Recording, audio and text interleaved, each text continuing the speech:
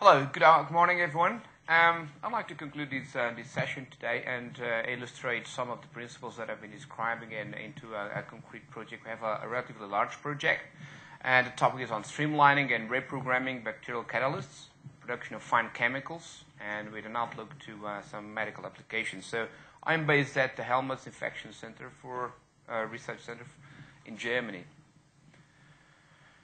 One could argue that the mission of metabolic engineering is to, essentially to use the power of microbes or organisms for our own purposes. Metabolic engineering is evidently not a new field. It has been going on for quite some time. We have, for example, production of penicillin. At the beginning, people started to produce penicillin in bottles and very low yields, and still, they were being produced. And, perhaps in about 60 years' time, people did all kind of optimization rounds and mutations and all the rest of it, and now we have very large production facilities. But this entails essentially simply optimization. Randomly, you have a black box, is an organism that produces your compound, and you just do rounds of optimization until you get eventually your product. Sometimes you are lucky. Mostly, actually, you are not lucky. So what people did since the 70s with the advent of genetic engineering, or so-called genetic engineering, is that people try to introduce one or two genes to knock out another gene and expect that you would have a product. In fact, the term genetic engineering, I find it a bit unfortunate because there's nothing about in engineering, in genetic engineering. It's just DNA recombinant work. But at the time, I suppose that being called genetic engineer was a good thing. As an analogy, if you call it, say, fashion design because you cut and paste, would be fashion engineering. So this is the kind of analogy. The good thing about synthetic biology is that it does bring us now the possibility of realizing the potential of so-called genetic engineering and metabolic engineering. So right now, then I would so to speak, complete its definition or the mission of metabolic engineering, of understanding microbial cellular behavior nowadays from a systems biology perspective by taking into account the interactions among the various components in complex systems, and then to translate this knowledge into applications of interest by using synthetic biology approaches, by new functionalities. Okay, so the ideal biocatalyst, one would say, well, we designed it from scratch. Dr. Hamilton Smith has produced yesterday or on Friday a very nice talk on their very systematic way of producing a biocatalyst from scratch. They have been very successful on that. We expect in some time, that this to become a reality. But we can't do that. So we did a more pragmatic approach, perhaps a more top-down approach, and the idea is say, well, it would be the ideal. Ideal is you go to your computer, you design your bacterium, your catalyst, as Dr. Smith, for example, were trying to do, and then you send it to a company, one of these big companies. They will synthesize your DNA, and you put it in a bioreactor, you produce your compounds. As I said, we cannot do that yet. So we have another approach, is a more top-down approach, where you start by defining a broad blueprint of the wiring, internal wiring of our little cell factory, and you try to streamline it by reducing complexity, by eliminating things that are necessary, which in this case is part of the DNA. And then you try to, once you have a blueprint, you streamline it and you reprogram it for whatever purposes. And this is what I will illustrate in this talk on these various aspects. Right, so the global strategy, this is an EU-funded project, and there are quite a number of people working on it, so I'll summarize the global strategy. I'll focus on these three main points. So as I said, first is to develop a basic framework or interrogation framework that you can then use to explore the space of possibilities of your cell factory. I'll specify a little bit.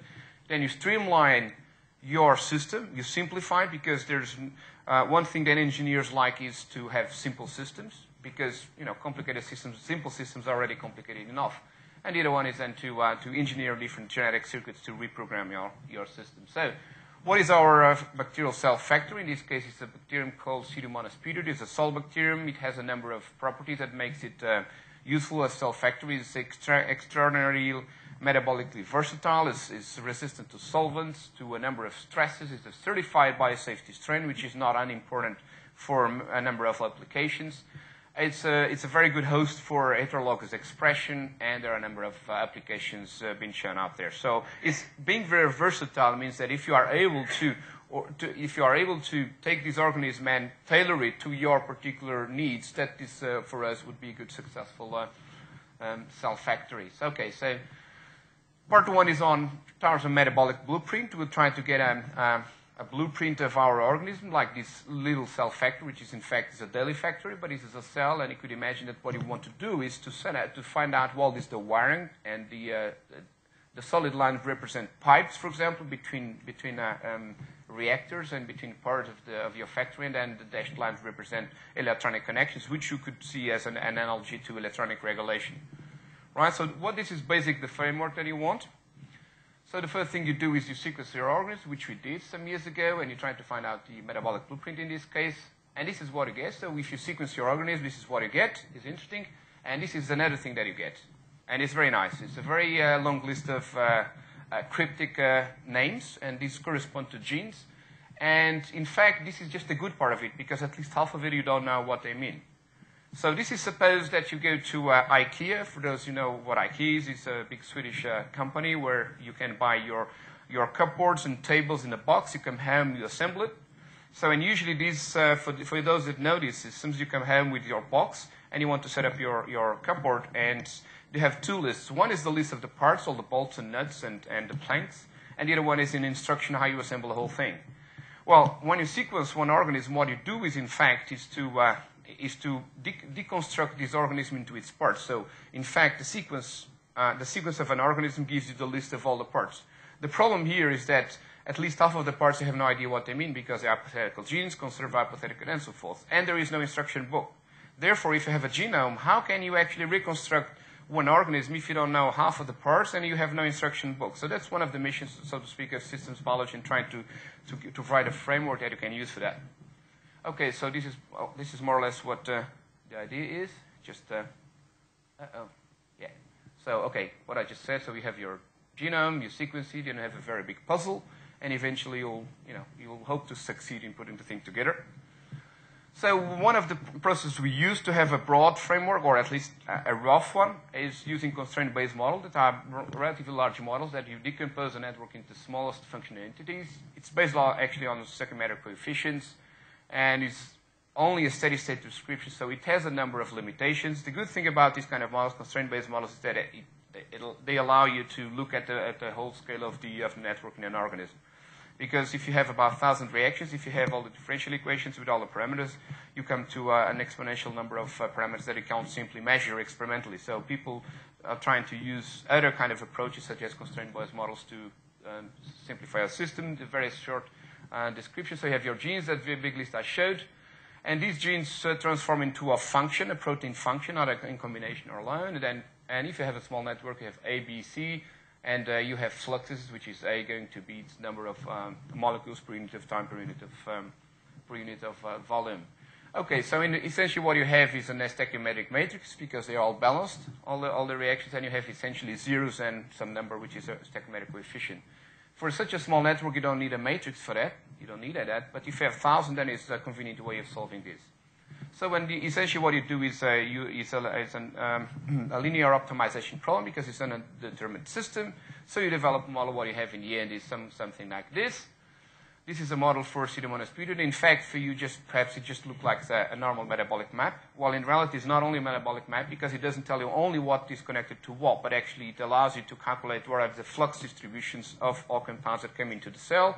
How is the cell allocating its resources, say, coming glucose in? How is the cell allocates resources? So the good thing is such a framework allows you to say, what happens if I mutate here? How does the cell redistribute the resources? This is the thing that you can't do just with a metabolic map.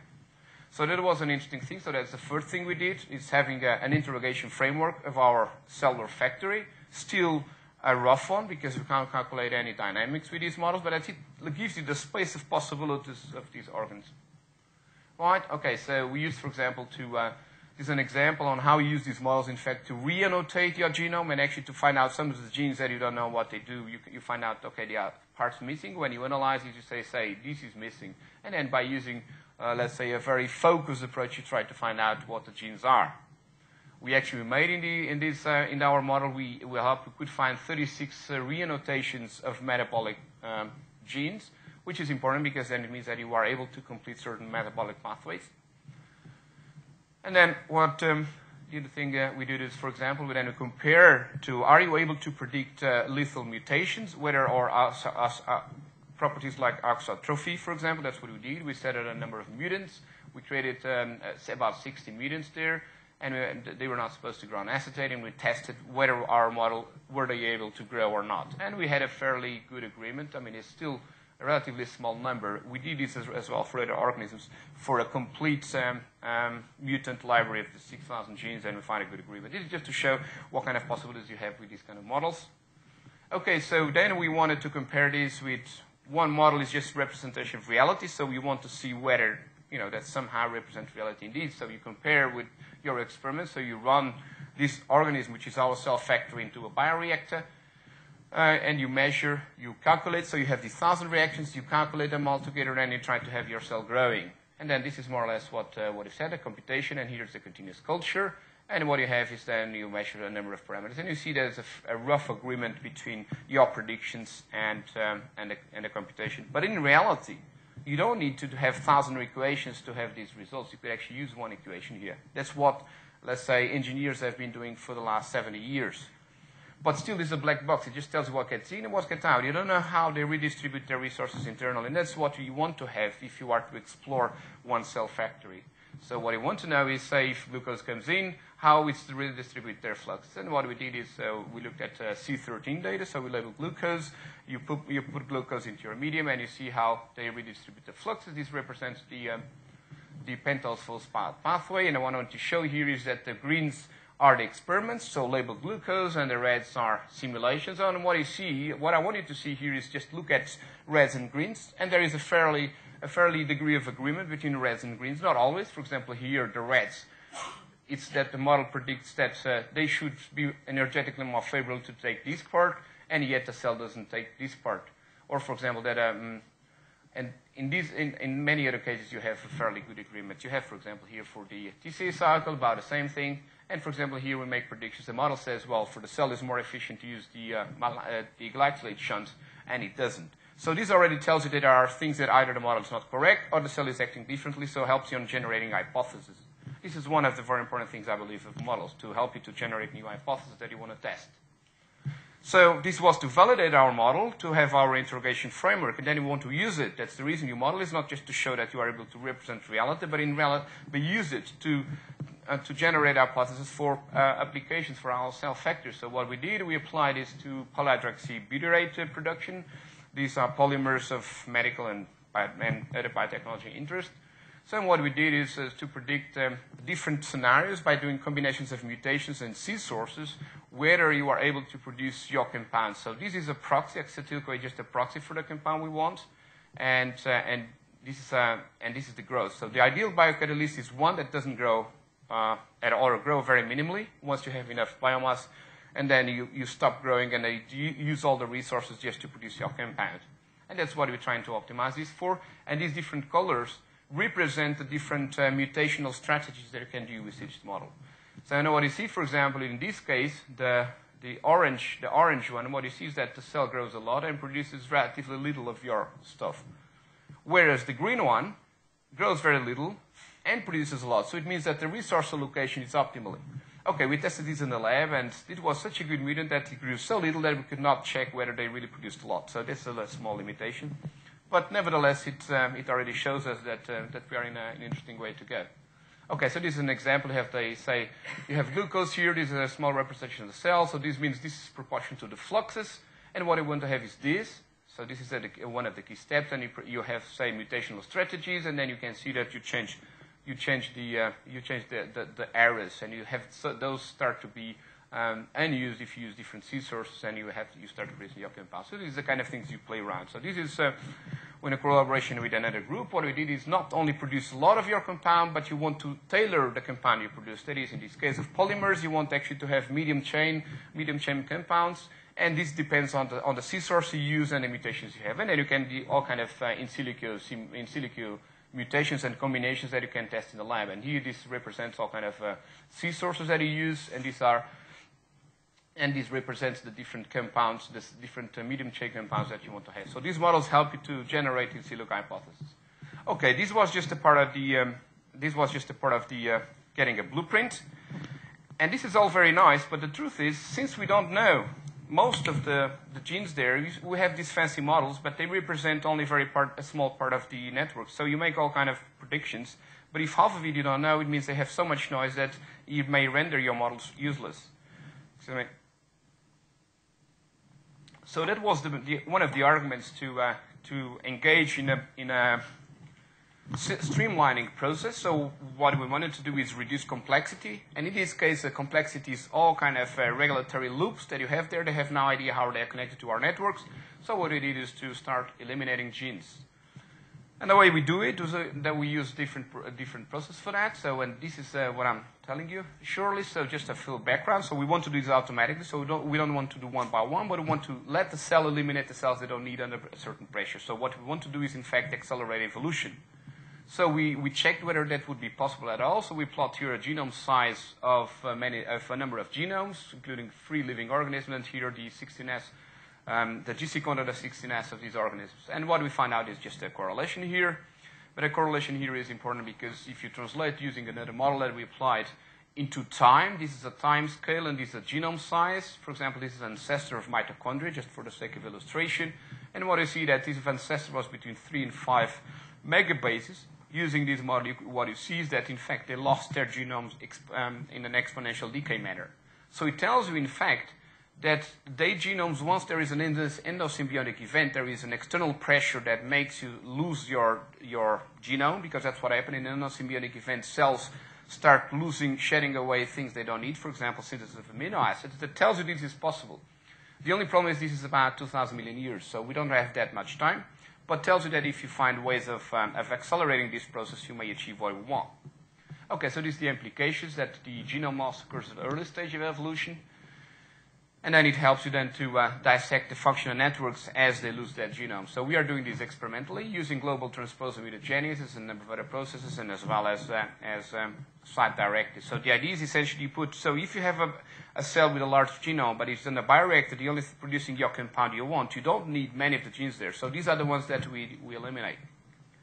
Okay, so we use site-directed deletions, and we have basically random deletions. And these are just some of the technical details. Over here, we use one positive and a negative control system. So in this case, we have FOA and catechol 2,3-dioxygenase, but perhaps it's a bit too much detail. I wanted to show here how we can actually eliminate large chunks of the genome. You see here, for example, by plotting the GC cone, that you have atypical regions, and these are relatively large. If you compare to other strains, you see that there's a very big chunk here just in the middle. These are the things you can eliminate already with site-directed mutagenesis. And if you go and look at the whole genome, you see a fairly good list of genes and blocks that could be eliminated. In fact, total about 19% of the genome. Okay, so this is just some of the technical details for those who may be interested. So this is double recombination, and you eliminate the fragment that you know. In the other end, then you repeat these end cycles until you get part of it. So this would be already 19% of the genome, theoretically, because in practice that's a different story, as you could imagine.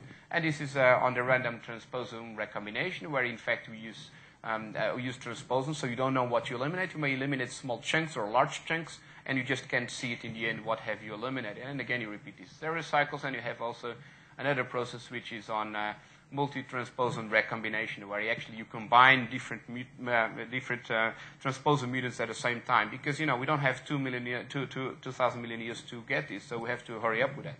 So, but this is just a way of showing how we tackle this reduction process. Okay, so we are still going on this work. I must say that I've been working for about 2 years on this, and the only thing we got so far was the technique sort of working. So we have about 0% eliminated so far, I must say that. So the other in a couple of slides, the interplay. So we had the first thing is having a blueprint, having your let's say metabolic blueprint that you could characterize quantitatively. Then you have your part of streamlining your genome to make it to simplify it. And what you have now is the raw programming part, because you want to plug in circuits of interest for the production of your compounds. So that's the part of it. So we have the blueprint here, or the framework that you can play around. And and the circuit say, we want to produce one compound. This is as an intermediate inhibitor, this is interesting. So we have 4-chlorotoluene, for example, and in fact use a 3-phase system for that. This is just chemically difficult to synthesize. So in chemistry, then it means that it's expensive because of stereospecificity, costs you a lot of money and time and whatever. So this is one of the clear examples where metabolic engineering is interesting. The problem is even such a simple transformation is already carried out by a relatively complex genetic setup. It's a plasmid, and you see several circles of regulation here, several loops. So you want to have a way of quantitatively being able to predict how can you handle this.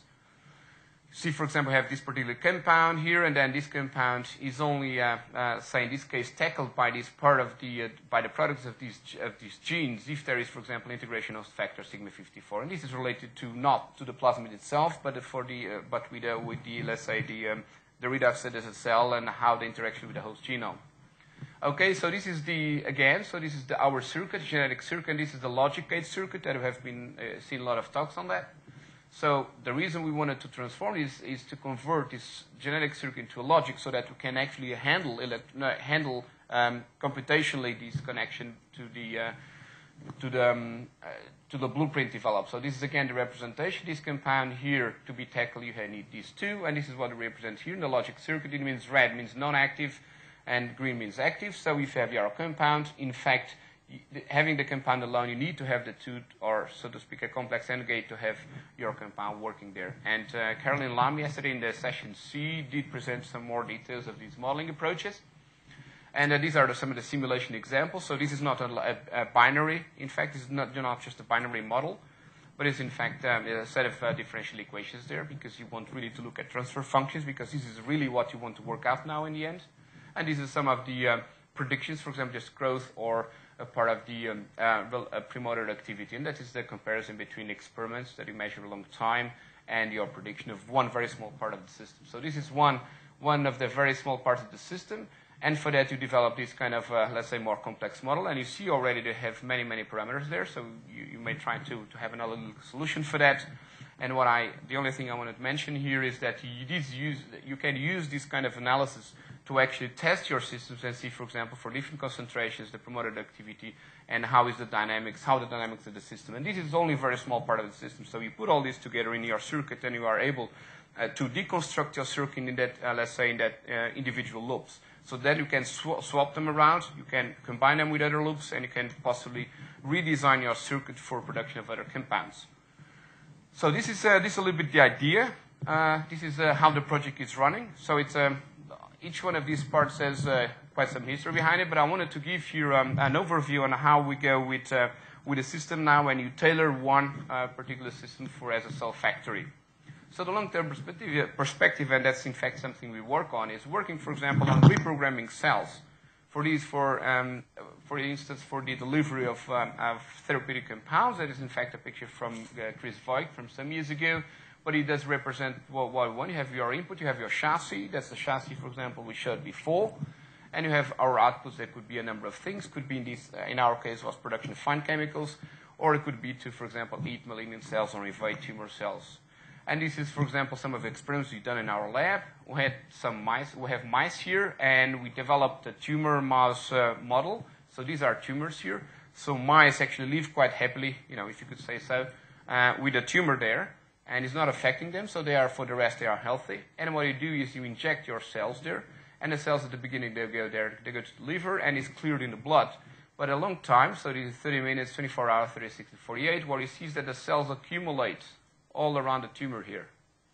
So what we're working on is on reprogramming cells so that they start delivering interesting compounds that would act on the tumors around here. So this is as using these very same organisms that if you use different reprogramming, and if you know how you can have your circuits interacting with a host, you are able to use them for different applications. Okay, this is relatively easy. We just have, and naturally the cells go there, and we are trying to reprogram them to be able to produce interesting results. So I hope that was That was a little bit of an overview of one such project where you go from the starting from the scratch, the sequencing, and the various systems homology approaches to understand the wiring and then to reprogramming and to simplify it. So this is essentially a project funded by AU, or a number of projects, in fact, and the national foundations. These are some of the people in my lab, or people I've been working with, and this is partners of the project. Several of them are around here. Victor Lorenzo, Pistikopoulos from Imperial College, Institut Pasteur, Jan de Pont, Swaming Yang from Beijing Genome Center, and a small company, and we have a number of external collaborators. So thank you very much.